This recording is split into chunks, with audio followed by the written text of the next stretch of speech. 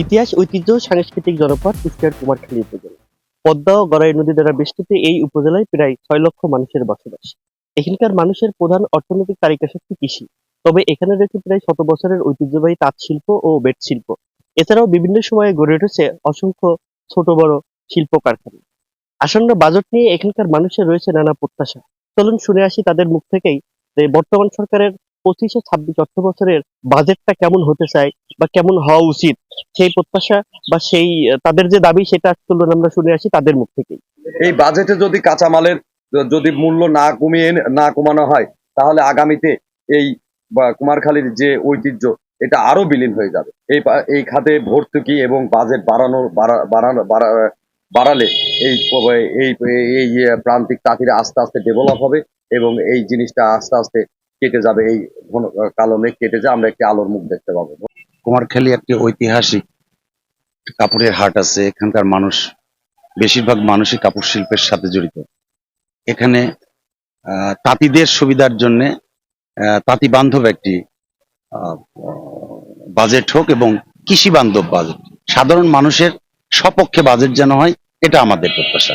আমরা চাচ্ছি যে শিক্ষকরা এই অবনতি থেকে তাদের মুক্ত পায়, কারণ আমাদের পরিবার ছেলে মেয়ে নিয়ে আমরা অনেক কষ্টের মধ্যে থাকি সবসময়, এবং দেখা যাচ্ছে যে নুন আনতে পান্তা ফুরাই এমন হয়। দেখা যাচ্ছে যে এই যে একটা বোনাস যে আমরা যা পাই বা আমাদের যে উৎসব ভাতা যা দেয়, এটা দিয়ে আমাদের কিছুই হয় না। আমরা চাষ করতেছি, তো সারের দাম যে পরিমাণে হারে বাড়তেছে, কিন্তু ফসলের দাম সেই পরিমাণে বাড়তেছে না, বা কীটনাশক সার সময় মতো পাচ্ছিও না। এই জন্য আমরা খুব বিভ্রান্তির মধ্যে রয়েছি। কিন্তু সরকারের কাছে আমার খুব জোর দাবি যে সামনে যে বাজেট আসতেছে, এই বাজেটে আমরা যাতে সারের দাম কম বা সার অ্যাভেলেবেল যখন তখন পাওয়া যায়। আগামী বাজেটে অবশ্যই প্রত্যাশা করি বৈষম্য যদি আমরা যে ৭১-এর চেতনায় জুলাই বিপ্লব আসলো, বিপ্লবের পরে আমরা যে বৈষম্যহীন বাংলাদেশ বিনির্মাণের কথা বলি, সেখানে যদি